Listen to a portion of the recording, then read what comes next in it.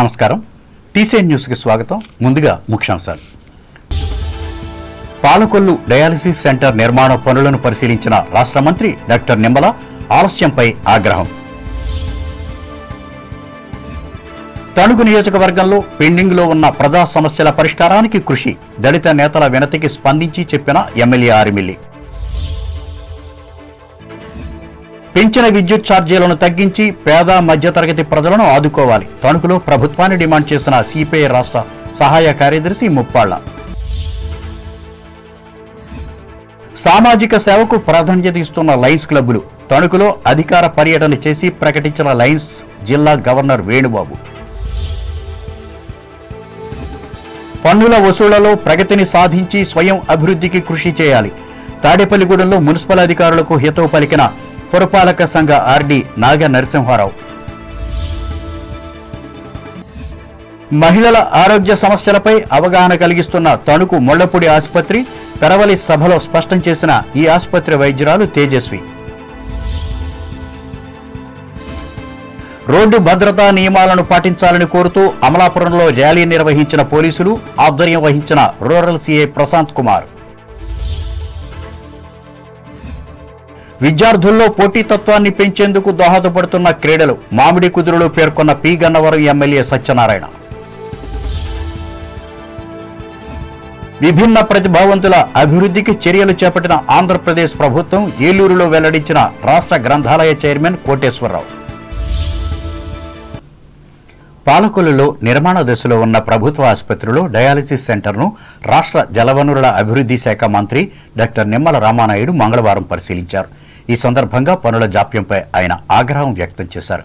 ముఖ్యంగా నాణ్యత లోపాలను సరిదిద్దకపోతే సంబంధిత అధికారులపై చర్యలు తప్పవని హెచ్చరించారు. అనంతరం ఆయన మాట్లాడుతూ నిరుపేదలకు మంచి ఆరోగ్యాన్ని అందించడమే ప్రభుత్వ లక్ష్యమన్నారు. మంత్రి వెంట వైద్య ఆరోగ్య శాఖ అధికారులు, కూటమి పార్టీల ప్రతినిధులు ఉన్నారు.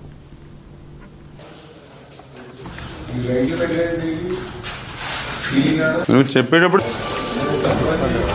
అవునండి ఊరికే మామూలుగా చేయడం కదా, నీట్గానే చేయాలి, అన్నీ చేయాలి, ఎక్కడ రాజీ పడకుండా చేయించండి. 90% అలా చేస్తాడు. నీకు వారానికి 3 రోజులు ఇక్కడ ఉండాలని చెప్పాం కదా, క్లియర్ చేయాలని చెప్పాం కదా. ఇది హాస్పిటల్ మాకు ఎమర్జెన్సీ అని చెప్పాం కదా. ఎక్కడుంది దాని ట్రైన్ చేయాలి. మరి పాలకొల్లు డయాలసిస్ పేషెంట్స్ మరి అటు అమలాపురం, తాడేపల్లిగూడెం, తణుకు, ఏలూరు ఇట్లా ప్రాంతాలకు వెళ్ళడమే కాదు, ఒక్కొక్కసారి వాళ్ళకి నైట్ 2ంటికి 3ంటికి కూడా మరి వాళ్ళకి టైమింగ్స్ ఇస్తూ ఉంటే చాలా ఇబ్బంది పడుతూ ఉన్నారు. దాన్ని దృష్టిలో పెట్టుకుని ఆ డయాలసిస్ సెంటర్ ఒకటి మన పాలకొల్లులో నెలకొల్పాలని చెప్పి మన ప్రభుత్వం వచ్చిన వెంటనే అధికారుల దృష్టికి, అదేవిధంగా మన మంత్రి గారి దృష్టికి, ముఖ్యమంత్రి గారి దృష్టికి తీసుకెళ్లడంతో మనకి డయాలసిస్ సెంటర్ మరి శాంక్షన్ అయినటువంటి విషయం. ఆ డయాలసిస్ సెంటర్ కూడా పనులు సర్వగంగా పూర్తి చేసి అది ప్రారంభించుకోవాలని చెప్పడం కూడా జరిగింది. అయితే దానికి సంబంధించినటువంటి పనులు ఏవైతే ఉన్నాయో ఇంకా కొద్దిగా నత్తనడక నడుస్తూ ఉంటే ఇప్పుడే అధికారులు కూడా గట్టిగా సీరియస్గా చెప్పి ఒక వారం రోజుల్లో కల్లా కంప్లీట్ చేయమని చెప్పాం. ఎక్కడైనా అట్లా కంప్లీట్ చేయడంలో నిర్లక్ష్యం వహిస్తే వాళ్ళ మీద చర్యలు కూడా ఇటు ఏజెన్సీ అయినా సరే, ఇటు అధికారులైనా సరే ఖచ్చితంగా చర్యలు కూడా తీసుకుంటామని వాళ్ళకు కూడా హెచ్చరించడం జరిగింది. తణుకు నియోజకవర్గంలో పెండింగ్లో ఉన్న ప్రజా సమస్యలన్నింటినీ పరిష్కరించేందుకు కృషి చేస్తున్నట్లు ఎమ్మెల్యే ఆర్మిల్లి రాధాకృష్ణ తెలిపారు. పట్టణానికి చెందిన ప్రముఖ దళిత నాయకులు కొండే నాగేశ్వరరావు మంగళవారం ఎమ్మెల్యేను కలిసి ఎస్సీల అవసరాలను తీర్చేందుకు ఉపయోగపడే అంబేద్కర్ భవనాలను, పార్కులను నిర్మించేందుకు నిధులను కేటాయించాలని కోరిన సందర్భంగా ఆయన స్పందించి మాట్లాడారు. పట్టణంలో రాజ్యాంగ నిర్మాత అంబేద్కర్ భవనంతో పాటు మున్సిపల్ కార్యాలయం ఎదురుగా ఉన్న అంబేద్కర్ కౌంస్య విగ్రహాల స్థాపకులు కూడా అయిన కొండే నాగేశ్వరరావు మరికొన్ని ప్రజా సమస్యలను ఆర్మిల్లి దృష్టికి తీసుకువెళ్లారు. ఇందులో భాగంగా అతీత శక్తులేవీ లేవని చెప్పి మనుషులంతా ఒక్కటేనన్న బుద్ధుడి విగ్రహాన్ని ఎమ్మెల్యేకు అందజేసి ముఖ్యమంత్రి నారా చంద్రబాబు నాయుడు నాయకత్వంలో రాష్ట్రంలో జరుగుతున్న అభివృద్ధిని అభినందించారు. ఈ కార్యక్రమంలో అంబేద్కర్ భవన కోశాధికారి తాడేపల్లి మోహనరావు, సభ్యులు జి నరసింహమూర్తి, డాక్టర్ దుండి ఆనందరాజులు పాల్గొన్నారు. గత వైఎస్ఆర్ కాంగ్రెస్ ప్రభుత్వంలో పెంచిన విద్యుత్ ఛార్జీలను వ్యతిరేకించిన కూటమి పార్టీలు అధికారంలోకి వచ్చాక పాత విధానాన్ని కొనసాగించడం సరైంది కాదని సిపిఐ రాష్ట్ర సహాయ కార్యదర్శి ముప్పాళ్ల నాగేశ్వరరావు పేర్కొన్నారు. మంగళవారం తణుకు విచ్చేసిన ఆయన పార్టీ కార్యాలయంలో ఏర్పాటు చేసిన విలేకరుల సమావేశంలో మాట్లాడారు. ఇదే అంశంపై ప్రత్యక్షంగా 8,000 కోట్ల రెగ్యులేటరీ అథారిటీ పేరుతో మరో 11,000 కోట్లు ప్రజలపై మోపడం దారుణమని వ్యాఖ్యానించారు. వినియోగదారులకు భారమైన ఈ పెంచిన ఛార్జీలను తక్షణమే తగ్గించాలని ముప్పాళ్ల డిమాండ్ చేశారు.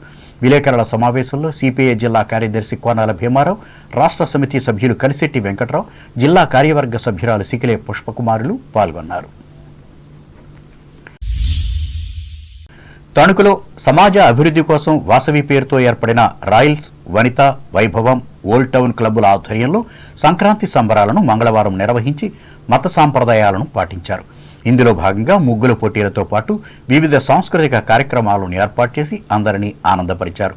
అలాగే అమ్మవారి గేయాలను ఆలపించి భక్తిని చాటుకున్నారు.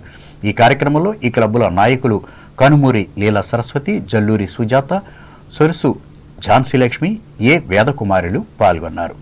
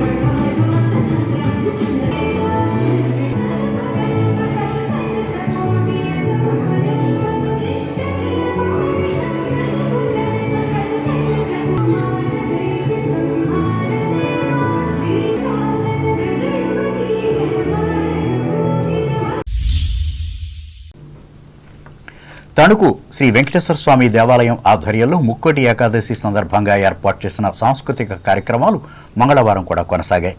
ఇందులో భాగంగా ప్రముఖ గాయకులు ఆకుమర్తి రాజు పర్యవేక్షణలో ఆర్కెస్ట్రా నిర్వహించిన ఘంటసాల సినీ సంగీత విభావరి భక్తులను అలరించింది. ఈ కార్యక్రమంలో ఆలయ కార్యనిర్వహణాధికారి ముత్యాల సత్యనారాయణ, అభివృద్ధి కమిటీ ప్రతినిధులు పాల్గొన్నారు.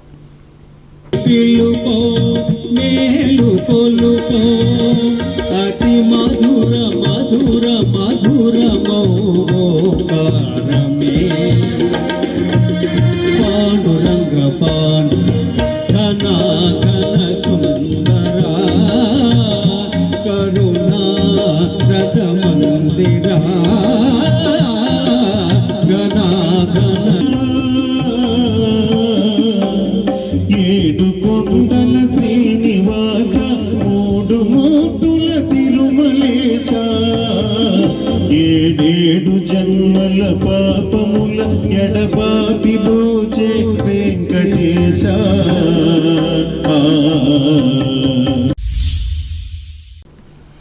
పశ్చిమ గోదావరి జిల్లా Lions club governor Kakarala Venubabu అధికారిక పర్యటనలో భాగంగా మంగళవారం సజ్జాపురం లయన్స్ క్లబ్కి విచ్చేసి పలు సేవా కార్యక్రమాల్లో పాల్గొన్నారు. ఈ మేరకు జాస్తి సీతామహాలక్ష్మి బాలికోన్నత పాఠశాలలో 10వ తరగతి విద్యార్థులకు ప్రతిరోజు సాయంత్రం ప్రత్యేక తరగతులను నిర్వహిస్తున్న సందర్భంగా ఈ విద్యార్థులకు స్నాక్స్ను ఆయన చేతుల మీదుగా అందజేశారు. అలాగే పాలంగి మానసిక వికలాంగుల పాఠశాలను సందర్శించి 48 మందికి క్లీనింగ్ మెటీరియల్స్, పళ్ళు, దుస్తులు పంపిణీ చేశారు. ఈ సందర్భంగా వేణుబాబు మాట్లాడుతూ లయన్స్ క్లబ్ అందిస్తున్న సేవలను వివరించారు.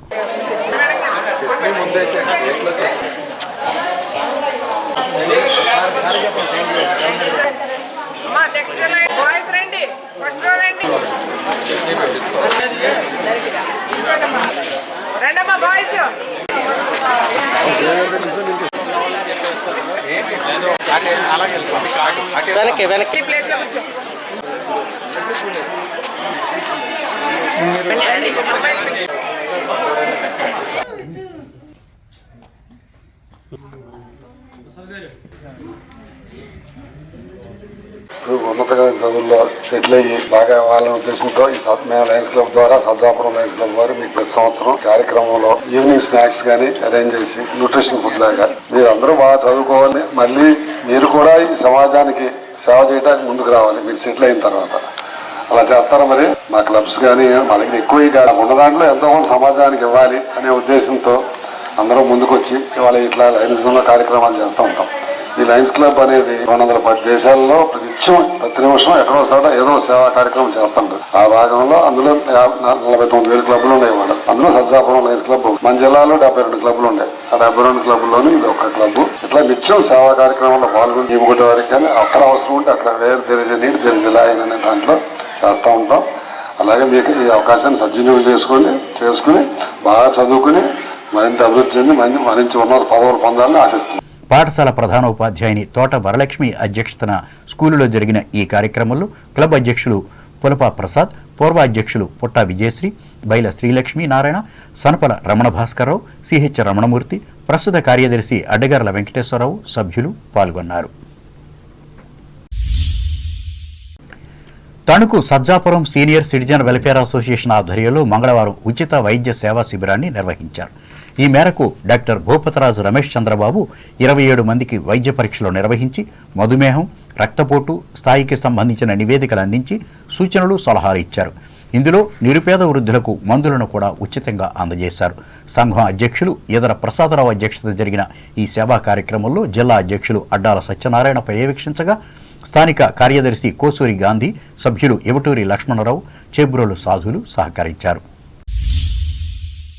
వాణిజ్య ప్రకటనలు.